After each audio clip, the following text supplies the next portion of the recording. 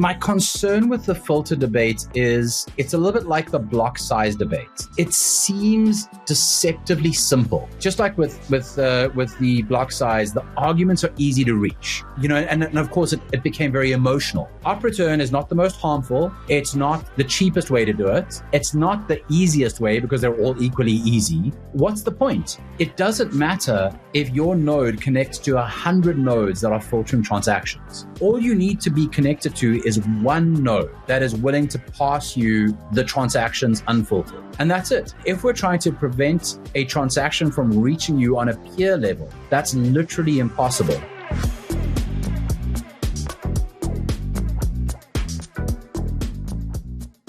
Welcome back to Bitcoin Season 2. I've got Riccardo Spagni on the show. You may know him. Crypto OGs know him as like the Monero guy, but he's been talking a lot about Bitcoin lately, which is why I have him on. Riccardo, welcome to the show. Thanks for coming on. Thank you for having me. So as I said, the OGs know who you are, but there's a lot of new folks, I think, who have no context. They don't know your alter ego, Fluffypony. It's the same ego, but the name Fluffypony. Give us a bit of your history and what brings us to this conversation today. Sure. So, I started off in software development many, many moons ago. And eventually I had a bunch of side hustles. Eventually one of them popped off. And I had some extra time in my hands. And I was reading Slashdot one day at the beginning-ish of 2011. And I read this article about a Google engineer who was building a library for Bitcoin. And I was kind of like, you're on Slashdot, you've read a couple of articles about Bitcoin, but you don't really pay attention. But this is 2011, and, my spidey sense goes, ooh, if a Google engineer thinks it's important, I need to read up on it, because it was 2011, Google engineers mattered, slightly less so today. And that engineer was Mike Hearn, who was working on a Bitcoin library. And so I started to take Bitcoin a bit more seriously, read the white paper, started reading up on it. Obviously, 2011, there wasn't that much on it. There was a lot of stuff on Bitcoin Talk, and you'd have to weed through stuff. And my first intuition was, this is never going to work. I totally misunderstood Nakamoto consensus. I thought, and it's kind of funny because it's very relevant to what we're going to talk about today. I thought that nodes matter. And so I spent a lot of time in 2011, late 2011, early 2012, trying to break Bitcoin. So I built a bunch of tools to try and attack Bitcoin by basically having Sybil nodes and try and surround a node with nodes that could give it bad data. And I thought I could override consensus by doing so. Total fundamental misunderstanding of that consensus and how it works. And I basically kind of snookered myself into loving Bitcoin by trying to break it and realizing I was dead wrong. And you can't help but love the elegance of the design when you've proven yourself so badly wrong. So from that, I got very interested in mining. I live in South Africa. South Africa is not an environment very conducive to large scale mining. So at the time I was GPU mining Bitcoin. I had laundry baskets with GPUs that were screwed into the side of the laundry basket with PCIe risers to a motherboard on the bottom. Total absolute nightmare from a static perspective. I actually don't know how I didn't fry more GPUs than I did. But I got so invested in the idea of mining, and I invented something called OpenRigs, which was a flat packable, stackable open air frame for GPU miners. Yeah, I actually know that. I did my own stint in GPU mining. I'm familiar with that. Cool. I had no idea. So yeah. So that was my invention, and we sold pretty well in 2013. And then Bitcoin Black Friday 2013, we sold thousands of them. It absolutely exploded. We could not keep up with the demand. We had so many angry people complaining on Bitcoin Talk because of the amount of time it took to get to them. But we had a blast. And then in 2014, I was introduced to Monero when it launched. And there was a bit of a community takeover because the guy that created Monero wanted it to be merge mined. The community said no. He was like, well, screw you guys, I'm doing it anyway. And so the community was like, well, how about we just don't let you?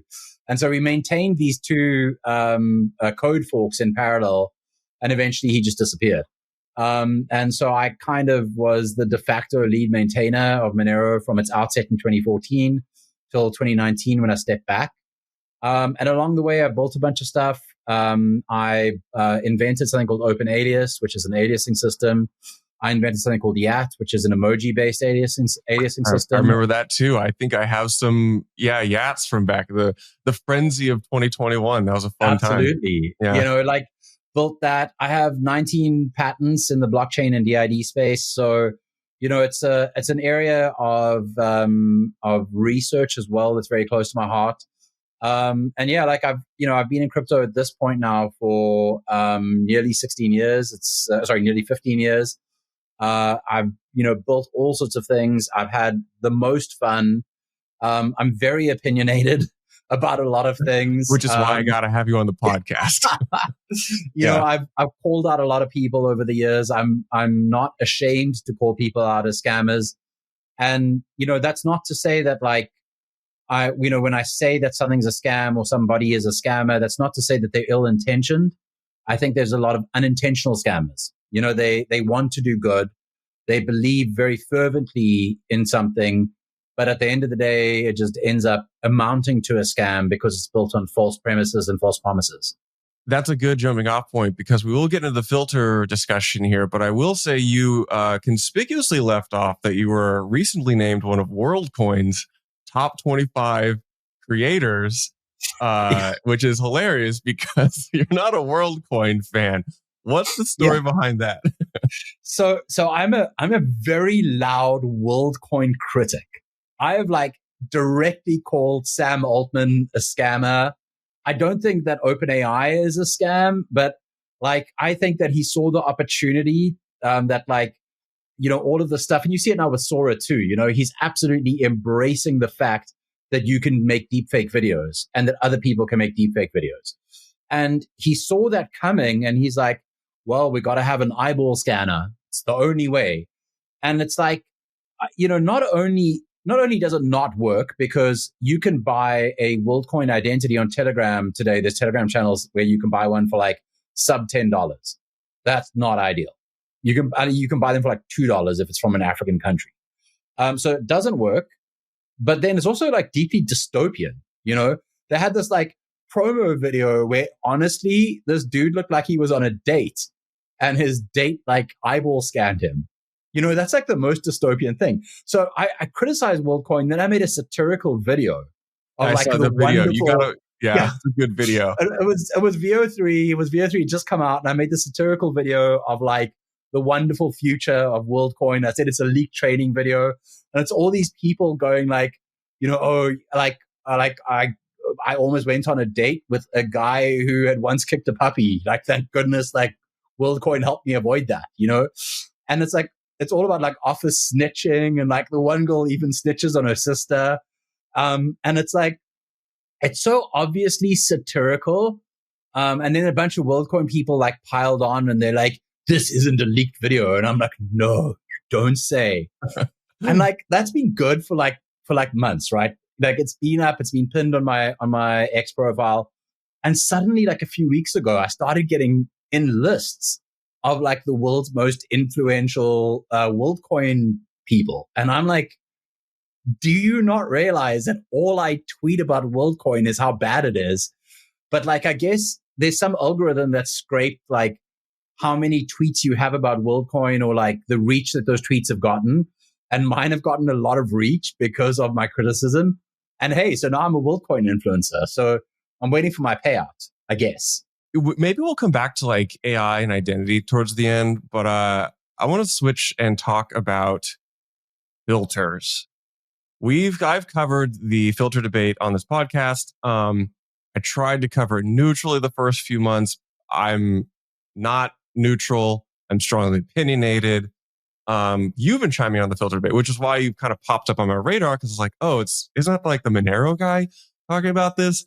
And you've had some great insights. And so I guess, what is your, just broadly, like, what's your take on the filter debate in Bitcoin right now, like high level overall? Yeah. So I think my concern with the filter debate is it's a little bit like the block size debate. It seems deceptively simple. And so what you end up with are people on one side who are, I don't want to insult them and say they're not technical, because there are some people who are bright.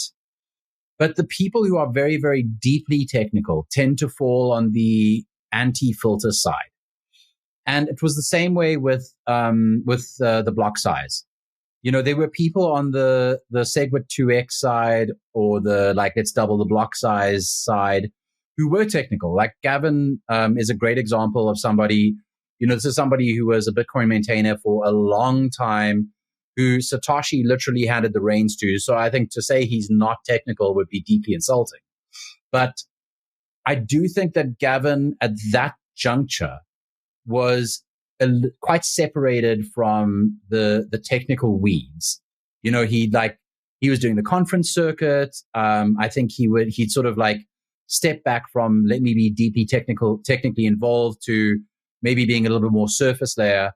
And so he was trying to carry a torch that didn't have a lot of like underpinning technical foundation. And I see that a lot as well, you know, and I think just like with the block size, the arguments are easy to reach.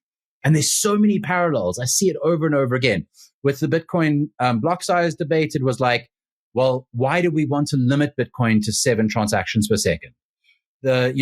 Even with Lightning, there won't be enough transactions per second to handle everyone on Earth having an open Lightning channel.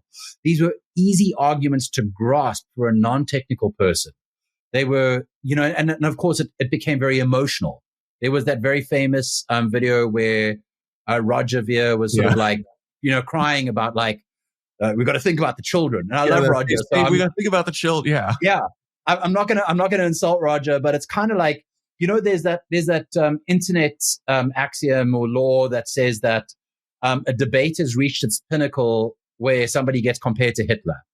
I think it's Godwin's law. Yeah, Godwin's law. Yeah, and I think like it's clear to me now that in the Bitcoin world, when we get to won't somebody think of the children, that's the sort of pinnacle of the debate. You know, that we've hit the upper echelon of where we're going with that debate, and that's where we're at now. Now we're at the won't somebody think of the children part of the filter debate. So you, my kind of research, you've done a lot of work and research on like nodes, Sybil attacks, like consensus systems, gossip networks. And you said kind of at the top of this, when you first got into Bitcoin, you said, I thought all nodes mattered. You know, it's interesting, Riccardo, because I, during the block size war, also had a really like similar experience. And that's why I got into mining in 2017, is because that was a forcing function for me to finally understand like Bitcoin at a deeper level as a user, now professional. Why, let's dig into that. Why don't all nodes matter? Yeah, so it's a great question. So one of the things that I think a lot of people are unfamiliar with is there used to be a network called Fiber. And Fiber was like a really fast relay backbone for miners. And the reason that existed, and Matt Corallo invented it and maintained it for many, many years. The reason that existed is because miners are financially incentivized to get their blocks out to as many nodes as possible, as quickly as possible. But they are specifically incentivized to get it out to other miners so that other miners can then make a decision, or specifically mining pools more than miners, those mining pools can make a decision. I'm currently building a block, or maybe I've just solved a block. Now I've received a block. I need to decide whether to throw my existing block away and build on top of this block, or broadcast my block and try and compete with it. And this often comes down to nanoseconds, frankly. So, there's a very big vested interest in getting blocks from one miner to another miner as quickly as possible. And it's kind of similar to the trading scene on like the New York Stock Exchange and similar, there's this whole thing where trading companies will physically get offices as close to the New York Stock Exchange as possible. And they, like in the 80s and 90s, this was a big thing. You were physically moving your offices closer and closer and closer. And then it was like, okay, now we're going to run like a fiber optic cable from our office. We're going to punch through the wall so that we can get to their servers. And like, what's the fastest path? Because if we have to go up to the ceiling and over, we might lose fractions of a nanosecond, and then our trade might get beaten out by some other company. So we're kind of like, if you think about miners from that perspective, that's their world. Their world is my block needs to get out as quickly as possible. But it really answers the question as to why do all nodes not matter? Because if they broadcast their block and it gets to every single node really quickly, but it doesn't get to other miners as quickly, they will be orphaned. So that already gives you an indication as to why some nodes are second-class citizens from the perspective of mining. And frankly, I mean, I think, the stands to reason the consensus mechanism is mining. I don't think we need to like beat around the bush that like other nodes are somehow important because, like miners don't matter or anything. I think that's kind of a dead argument. Miners clearly matter. It's obvious that like that's the consensus mechanism. And so their ability to route and path blocks as quickly as possible in Bitcoin's flood-full gossip network is hypercritical. Fiber eventually got wound down for a number of reasons. Cost to maintain was one of them.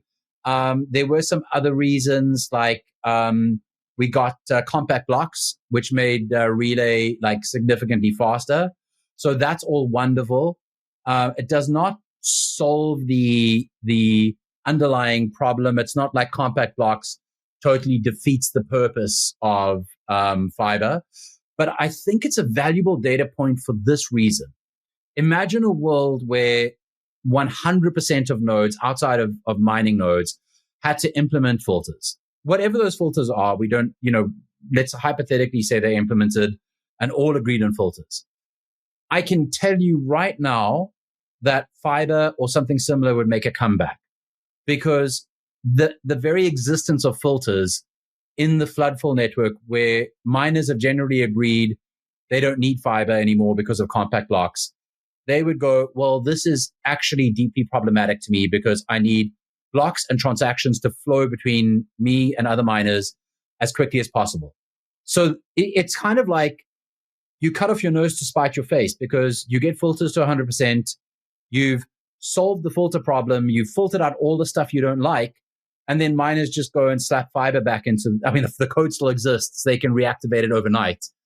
And, there's the end. That's the end of that, because now anyone can connect to fiber and broadcast their transaction directly to all the miners that are part of that.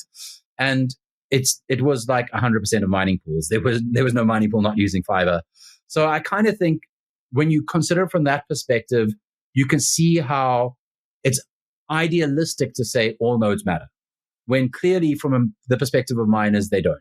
It's interesting because you describe a phenomenon we basically saw this summer with transaction inclusion of transactions below the standard fee rate relayed by Core and Knots. And,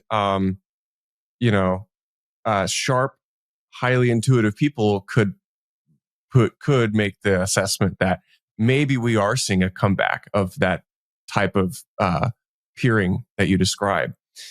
I will double tap on this a bit. There's another narrative here where people are counting reachable nodes and saying, of the nodes we can see X% are Bitcoin Core and X% are Knots, and there's different versions, and the Knots node count is rising. It's a big feather in people's caps, and they're championing it. And one, we do know Knots node count is increasing. But how much? And are these statistics important? And I'll just an open question on this topic for you, because you probably know a bit more about like Sybils and and just like this dynamic. Yeah. So what's going on here? What are your thoughts? I spoke earlier about my very first thoughts about Bitcoin and me trying to break it, and trying to Sybil attack nodes. And I'll tell you something fascinating that I found in that process. So a node by default connects to 8 other nodes. So let's just say hypothetically you have 8 connections.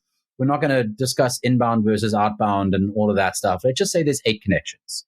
Now, my working theory at the time was I just need to get like a majority of those, like 6 of them, and then I can overpower the node.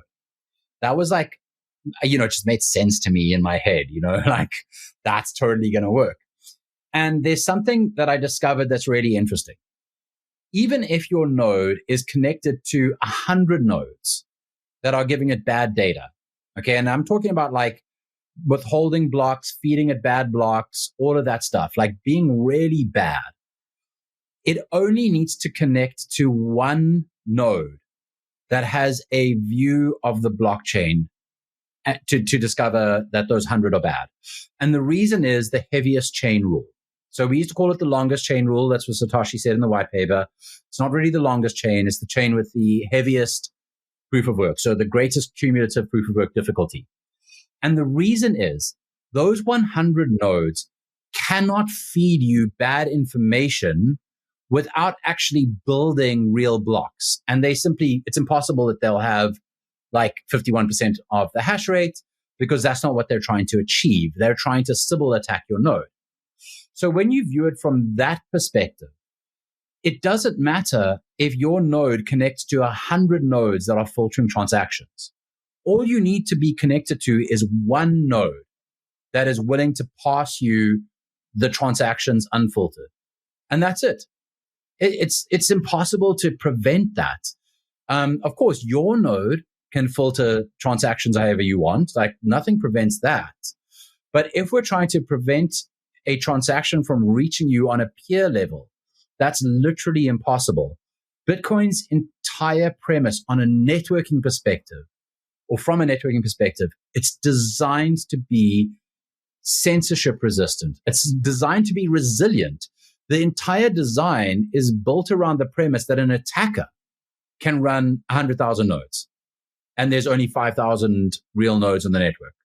So in that event, you would still be able to get blocks and transactions because they would find a way through to you.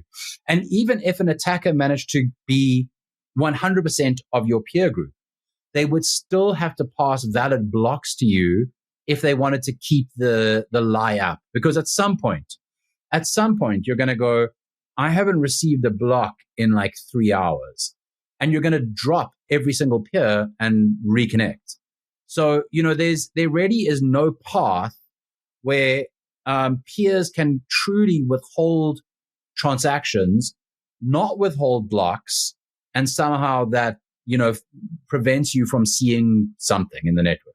You use the term censorship, and I often, like when I'm trying to like be reductionist and talk to like the average person who says like, I'm not technical, I describe like filtering as attempted censorship. Yeah, I'm curious, like, do you view it like that? Because like we talk about like nation state censorship, and that is like one part of the surface area of us like considering attackers. But then we have what appears to be like organic, I'm going to use softer language, misguided attempts to censor.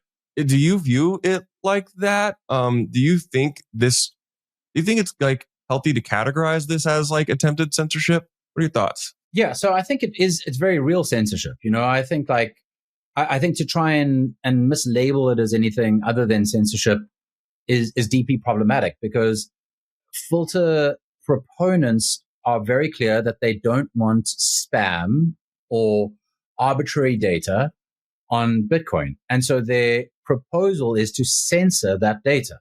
Now, they can use other terms for it, but it's censorship, right?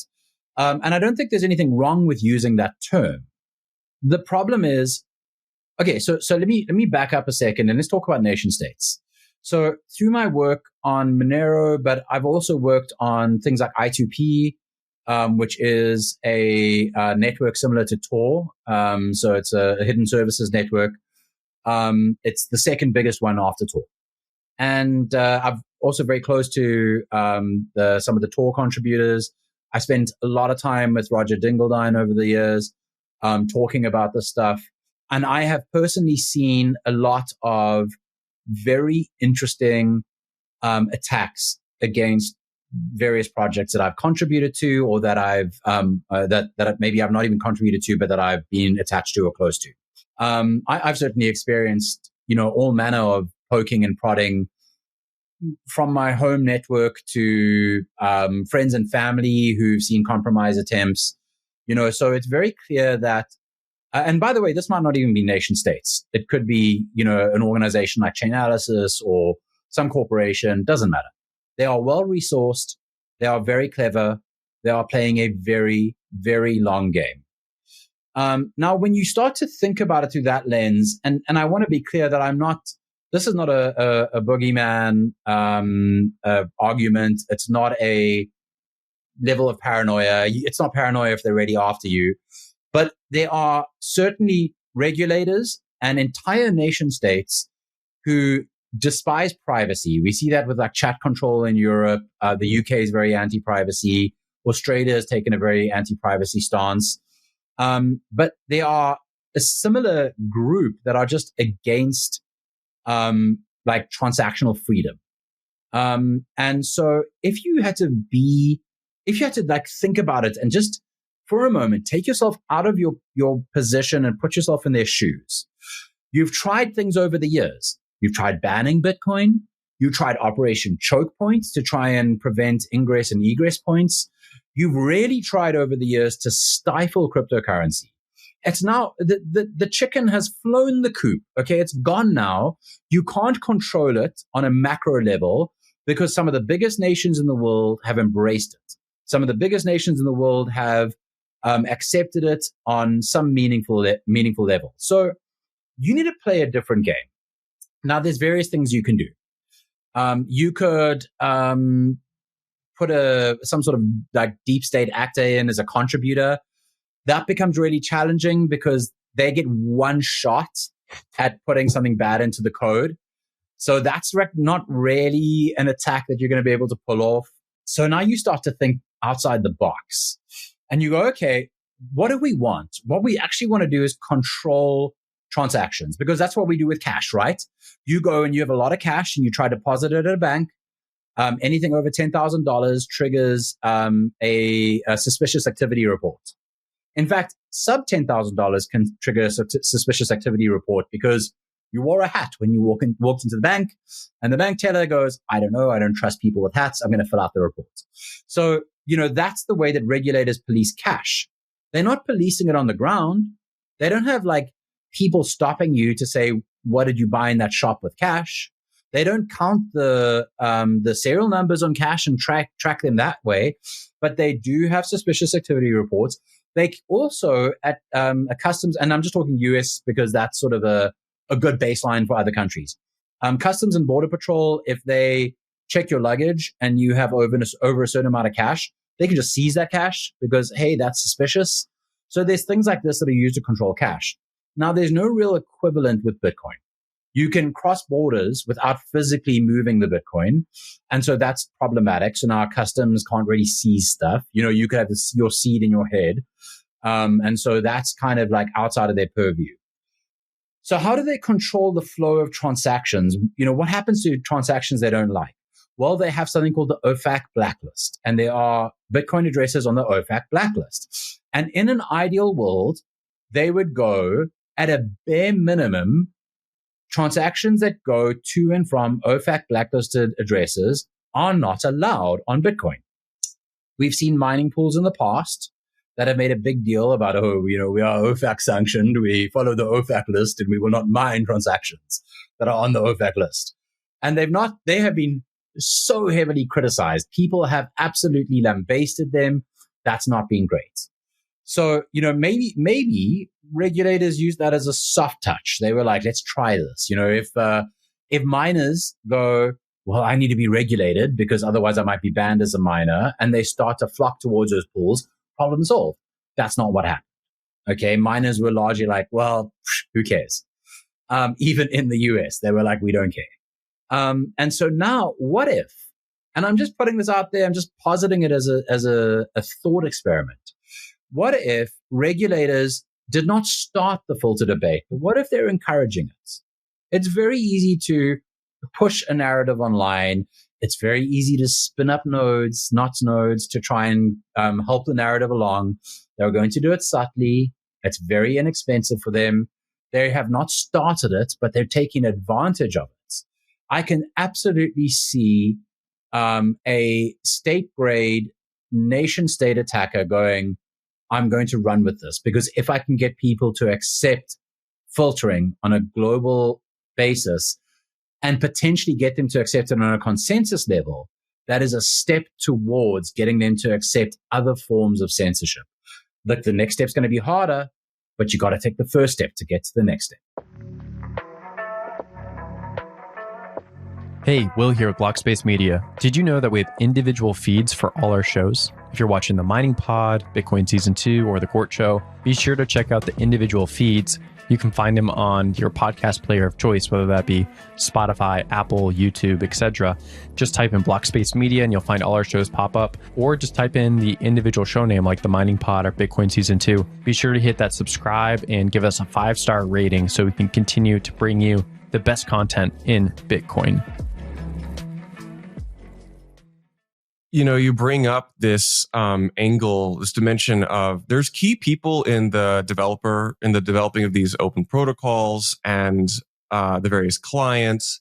You have a well over half decade tenure as lead maintainer of Monero, while you're no longer, that was 6 years ago that you left that. But a lot of the filter debate is centered around critique of other lead maintainers, specifically Bitcoin Core. There's a few names who are getting a lot of there's the criticism side, and then there's the actual disparagement attacks. I wasn't really paying attention to Monero as much during the 2010s, but you probably have some insight. What is it like being in this prominent role for this protocol? These are open source projects, freedom focused projects.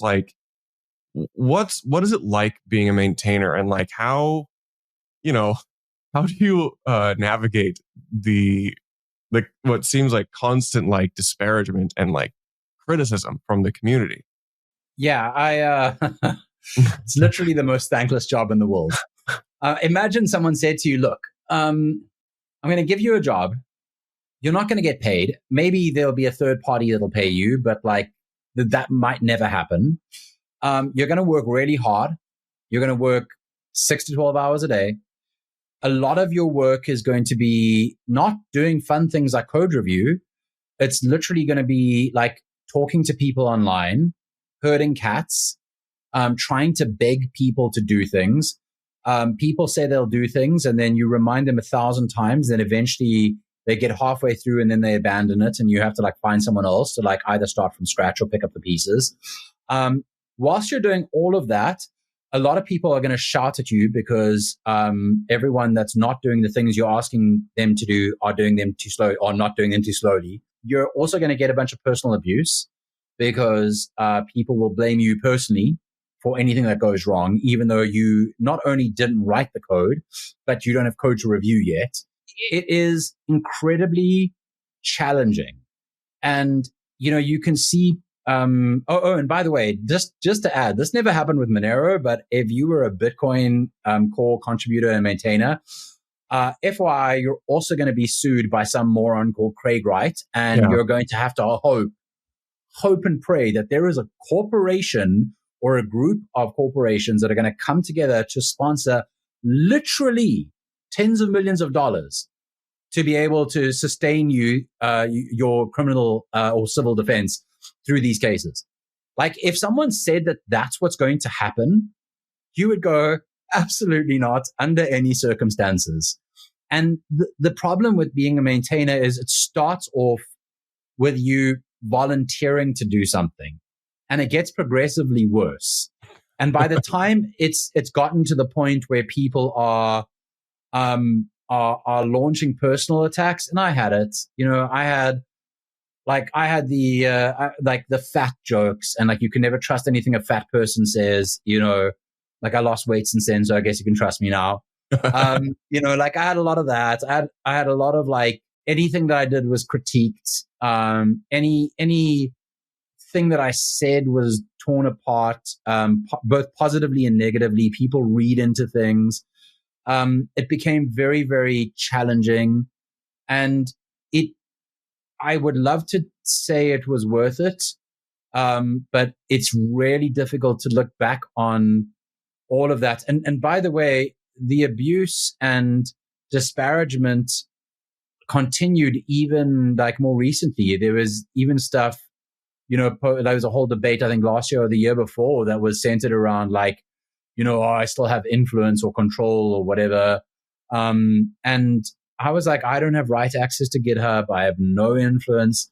But it's like, it's naysayers that now, 5 years, at that point, 3, 4, 5 years after I'd stepped back as lead maintainer, still want to make a fuss and a scene and so on. And it's really, really difficult. And I see like some of the things that I've seen about people like Gloria, I feel like it's beyond the pale to start to like insult somebody on that level for the job of reviewing code and trying to get volunteers to write code. It's so insulting to them as an individual, and then to post like things they've said out of context or their Twitter profile picture, and then make a set of conclusions from that. It's deeply unfair. I really think like if you want to judge somebody in the position of being a maintainer, you are welcome to tear their code apart and I had that, by the way. I had people going like, oh, he's a really bad C++ developer. I'd be like, yeah, I am. Like, congrats. Like, that's, you hit it on the head. That's why we have multiple reviewers on pull requests, because I'm not the best C++ coder. Go, you hit the nail on the head. Like, that's a valid criticism. If somebody wants to take a maintainer's contributions and review them and criticize their code, I support that. But if they want to try and take their political opinion or whatever, or their looks or what they've said and try and critique that in a negative way, I feel like that's not ideal, because maintainers do not operate in isolation. They are merely the hammer that comes down on the nail when the nail's gone from yeah down to yeah. They're doing the last hit. They're not doing all the hits all the way down. Those are other people doing reviews, concept acts, that sort of thing. That's all a maintainer does. They go, okay, cool. Everyone's, they hit the nail all the way down to here. Dink, last one. And now to go and criticize everything because they've done their last hit with the hammer, it is so absurd. There's like 30 other people involved getting the nail down to there. Like, go and criticize their views. I understand that. But like, don't isolate and sing and take a maintainer and be like, this is our singular focus. It's so absurd. So you've seen through considerable tenure in broader crypto on the inside of, studying these protocols, working on it. You've seen a lot of disputes resolve in forks, in just they die out or whatever. Where do you think this goes? Like, I don't know, if you can imagine what the next year looks like of the filter debate. Does it continue to heat up? We have the next version of Core coming out. There's, it comes out like this Friday, I think. Like, where do you think this goes? So look, I've pushed back to filter proponents, and I've said, look, it's very simple. You're just not doing enough. You're basically saying, I support this cause, but I'm not willing to actually go and support the cause. So, I kind of think like, if you had to think about it from the perspective of like voting in a political party, it's like what they're doing is they're very loud and tweeting about how much they love this political party, but they have no signs on their lawn. They've got no bumper stickers. They don't actually go and vote.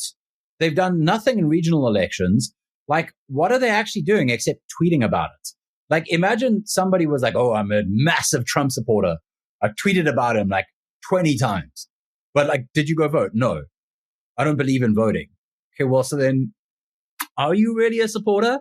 And the reason I use this analogy is because filters, and I know I'm not even going to get into the fact that filters as a whole are fundamentally broken.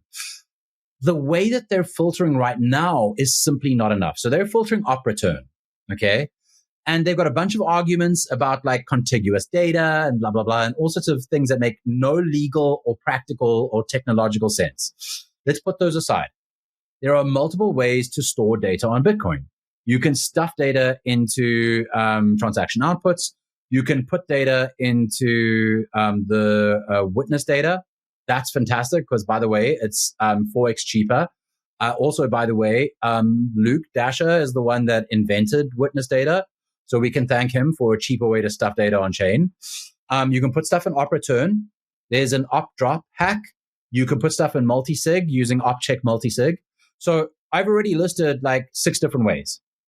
Stopping one of those ways, even if you are perfectly successful, doesn't stop the other 5. Op return is not the most harmful. It's not the only way to do contiguous data. It's not the cheapest way to do it. It's not the easiest way because they're all equally easy. So what's the point? Do more. So what I've said to filter proponents is, if Knots said, from today we are filtering op check multisig, witness data, op return, and op drop at a bare minimum, I would take them more seriously. But you're filtering 1/6. In fact, there are more methods, but let's not even go down that road. You're filtering less than 1/6 of the methods that are used. You're not filtering the cheapest. You're not filtering the easiest. You're filtering like an arbitrary 1/6 of them. Do better. Go and filter all of them. And then if you really want to do it properly, don't just filter the transactions, filter the blocks. Make a consensus fork. Like, put in the effort. Like, you're a bunch of losers going like, we want to filter things, but you're not willing to put in the effort. How weak. I encourage them to go and do it properly. It's not that they, I'm not even saying filters are bad, but just do it properly. If you're going to do something, why do it half-assed? Why do it half-baked? That's all this is. It is a cookie that they have not even put into the oven yet. Come on, guys. Like, take it to the proper level, at least on a filter level, if not on a consensus fork level. Yeah, to me, this is very clearly a consensus change, and I would take him. Yeah. I would take that a lot more seriously if you want to propose that. Okay, let's switch gears. We'll talk a bit about privacy. Bitcoin privacy. Again, you have a long history in privacy projects. Right now on Twitter, it's, some of the privacy tokens are hot. Zcash got a pump. Monero's been doing really well. I don't know. What's your read on like just the overall like interest in privacy across all crypto right now? And then we can get into like maybe Bitcoin. Yeah, I mean, look, I will say this pump is kind of disappointing because it's not driven by fundamental need for privacy. It's not driven by anything. It feels very artificial. And look, we've seen it happen before, and there's a bunch of KOLs that jump on the bandwagon, and then you have a bunch of bots and people who've literally never tweeted about it in their life who are suddenly tweeting about it. I find that it's frustrating because it's a disingenuous reason for for the price to increase. I also think, at this point in time, we're like 15 years into a sea of scams and pumps and dumps going back to 2012, 2013, where there were Bitcoin forks, and each of the forks were like, we slightly tweaked things. We made the block time slightly smaller. We changed the mining algorithm, and those things like flew, and everyone was excited about them for 3 seconds. Feathercoin was like wild for a second. Vertcoin was massive. And then I remember those. Yeah. They all died and no one cared about them because they didn't actually have any fundamental underlying reason to even exist. And that, I think, it should have made us wiser to this. It should have made us wiser to this as being an artificial pump and not something driven by like, wow, the tech is interesting and it's being used. Because let's be honest, when there is real price accumulation, and you see it with Bitcoin, it's driven over the years by distribution. And that distribution with Bitcoin has slowly grown from individuals to startups who have been like Bitcoin focused. So they've accumulated some Bitcoin. Exchanges have accumulated some Bitcoin. Obviously much larger organizations who are in the crypto space like Tether have accumulated a lot of Bitcoin. So, that's happened over the years. And then we had ETFs and so on. So that's been an increase in distribution. And when you see a hockey stick in price, my go-to always is I look at the number of transactions that are happening per day. If the transactions per day are not hockey sticking, I don't think that's a word, are not doing hockey stick. Yeah, I know what you mean. Yeah. It is a word now. Yeah. Then I simply can't take it seriously. Because, by the way, like the transactions per day might hockey stick temporarily whilst people are depositing and withdrawing to exchanges.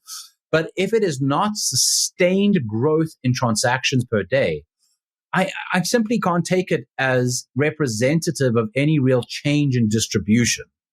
And so I have to, absent that, view it as being manipulation. And that really saddens me because I want there to be more attention on privacy for a number of reasons. And I know you want to shift the conversation to Bitcoin privacy. And I'll say one thing about Bitcoin privacy before we dig in. And that is, right now, Bitcoin privacy is a very scary space because of the way regulators have gone after Samurai. And you can love or hate Samurai. You can think they were a scam. You can think they were idiots. You can think all the negative things about them. But honestly, the criminal action against them was unfair, is unfair. And I think I would argue that it is even less fair than the regulations and criminal actions that were taken against Tornado Cash. And those were unfair. So, that's sort of, both of those have had a chilling effect on privacy tech in the Bitcoin space. And that saddens me because this artificial pump does that even more of a disservice. It's interesting you bring up Samurai because on our other podcast under Blockspace Media, the mining podcast, we actually, me and Will co-interviewed one of the Samurai developers. I believe one of the last interviews he had before they were detained. And the topic was, because this is right after Ocean launched and Ocean and Knots nodes were filtering the Samurai coordinator transaction because they were op returns larger than 40 bytes. Anyway, it's kind of funny how, everything comes around again.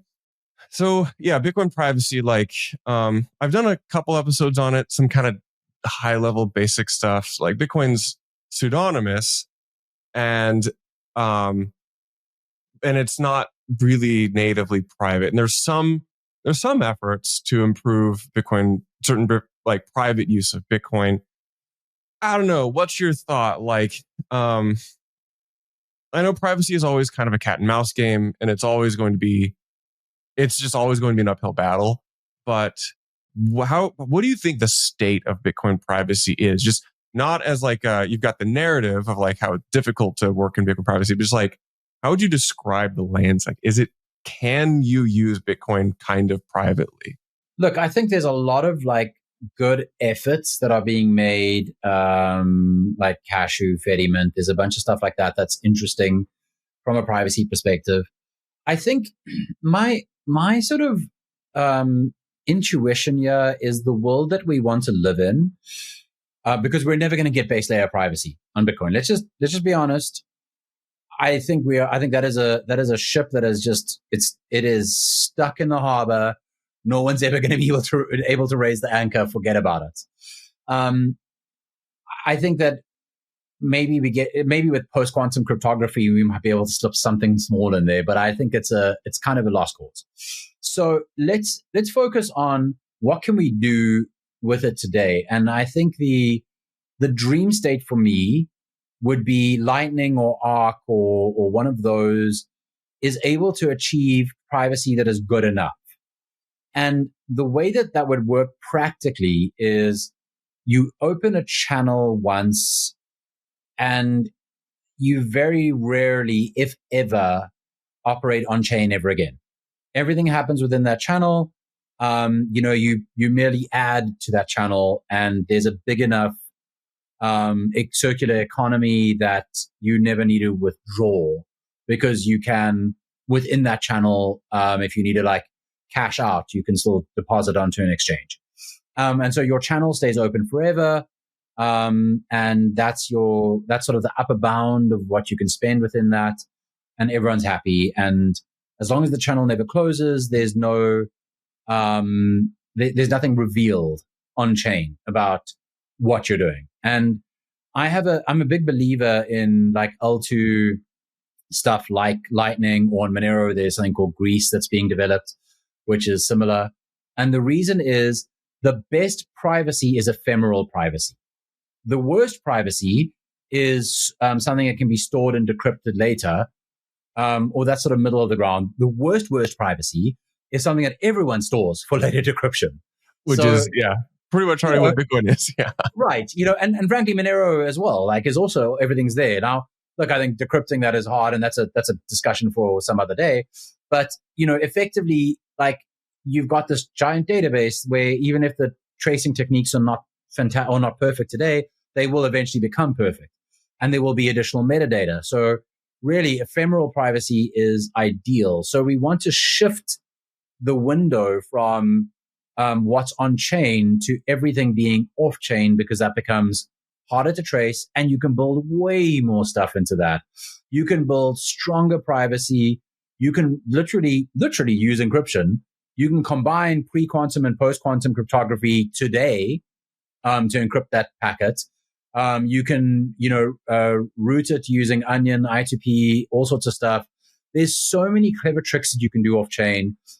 Even physical transfers between people, like using NFC or whatever, where there literally is no record on any network or on any comms. Like, that's the sort of thing that I think is where we want to land. Now, how we get there, I think it's a multi-year journey. I don't think we get there with Lightning or Arc in their current state, but I do think that very, very, very long-lived channels with everything off-chain will get us good enough privacy. That doesn't mean that like something like Monero ceases to exist or has no reason to exist, but it means that Bitcoin will then, at that point, be private enough for most people. And I think that is the state that we want to aim for. Good enough privacy for most people. There are some like opcodes which enable covenants, which have been proposed. I don't know if you looked at these or have thoughts on them. Yeah, look, I mean, I love OpCTV. I'm a big supporter, but I think it's because some of my earliest thoughts on Bitcoin from conversations with people like Mike Hearn, who subsequently rage quit. So he's certainly not an authority that I would ever quote. But like, one of the things that got me excited about Bitcoin early on, once I decided it wasn't going to break that easily, was the notion that it's programmable money. And programmable money is not smart contracts. Programmable money means I can program a path for this dollar or this sat that it has to go through a bunch of checks before it can be spent. So, like, there's some really cool stuff out there that has been invented along the way. Greg Maxwell has put out a paper a long, long time ago, and basically it's this thing called ZKCP, zero knowledge contingent payments. And it's kind of the notion of like on Bitcoin, if you're buying something like the solution to a Sudoku puzzle, you've got the puzzle, you need the solution. The person selling you the solution doesn't want to reveal the solution without getting paid. You don't want to get paid, or you don't want to pay them without making sure the solution's correct. How do you do that?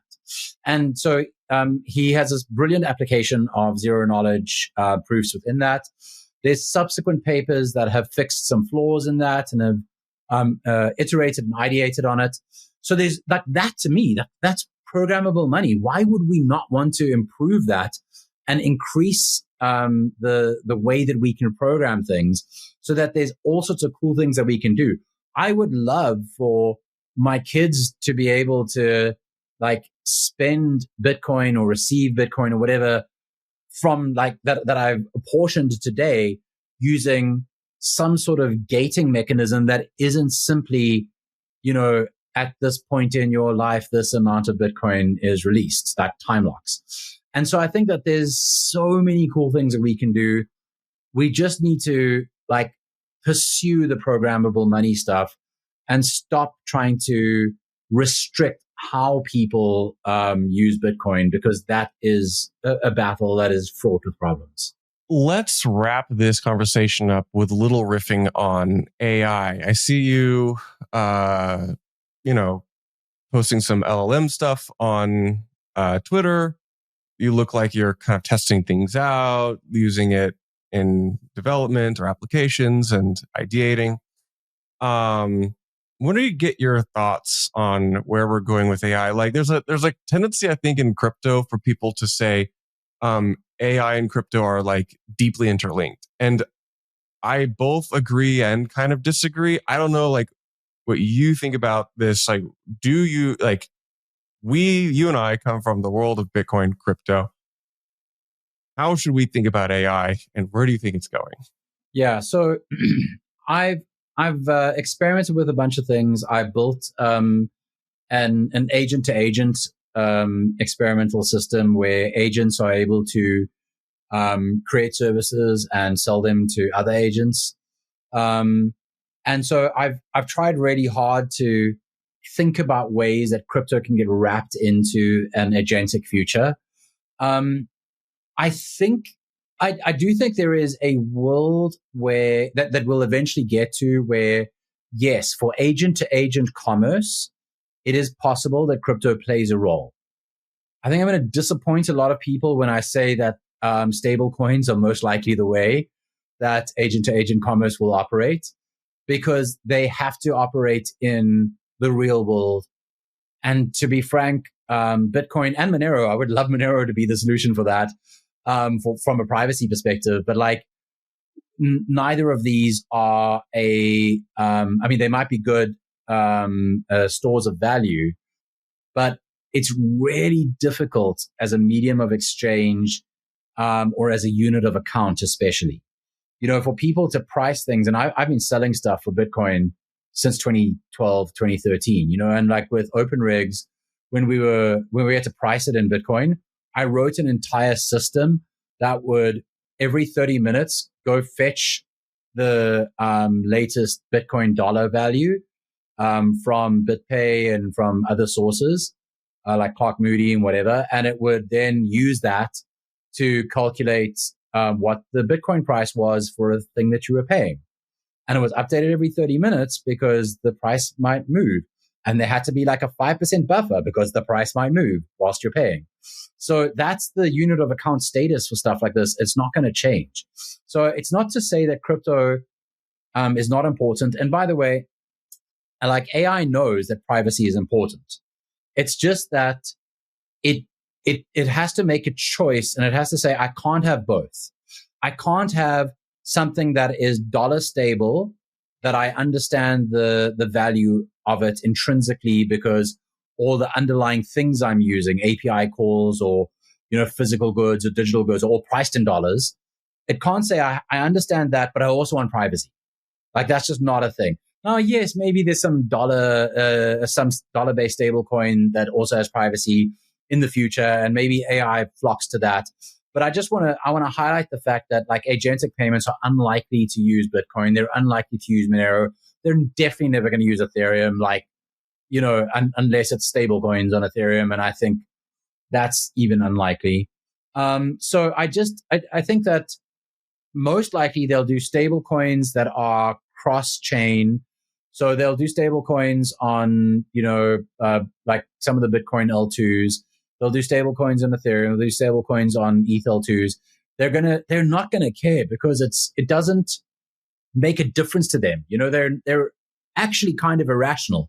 They're just gonna go like, well, what's the easiest way, cheapest and fastest way for me to do this? Oh, I've got a bridge and then make the payment on Base or Sui or whatever. Cool, I'm doing that. It's not gonna be emotional about it. It's not a bag holder. It's just gonna say, what is the cheapest and fastest path from where I'm at now? And it's not going to care. So, that I think is a very practical and real consideration when it comes to how do we bundle crypto into it. And I'll say one other thing. One of the projects that I'm busy building, and it's really cool, really exciting, is a multi-purpose browser use agent. And one of the humps that we've managed to get over is our browser use agent can get through any checkout. So it can get through a Shopify like any arbitrary checkout. It doesn't care. Wonderful. The thing is, it uses prepaid debit cards to do that. It's not paying with stable coins. It's literally issuing a debit card and funding it. And that, I think, is the unfortunate reality is like all of that infrastructure exists. Like crypto is not needed in that world. Like, and that's, I think, it's probably going to, like, there's probably going to be a bunch of people going, no, my pet project that does AI and crypto, that will succeed. It got $5 million in funding from a bunch of blind Web3 VCs. But like, that's just, when you're in the weeds, you see how pointless it is and how unnecessary it is. And that's just not the world we're going to live in. If we, if we can program these agents to be Bitcoin bag holders, then that would be awesome. I think someone get Sam Altman on the line. You're a WorldCoin influencer. You've got the direct. Yeah. Just call them up and tell them to buy. Don't burn all that VC money on all that investor money on Bitcoin. Only one person can acquire more Bitcoin than Michael Saylor. Well, look, I'll say one thing before we wrap, and that is, if you had to like run an AI agent, and it was able to make money, whether it's through AI trading or offering agentic services or arbitrage or whatever, you absolutely could say to it, I want you to take every cent of profit and turn it into Bitcoin. You could. And I think that like that is maybe an alternative to DCA for the future, where people are running agents locally on their device and they're able to do cool stuff, and it's shuttling little bits of money into Bitcoin every day. Something to think about. That is an agentic future I can embrace. The future where AIs love Bitcoin.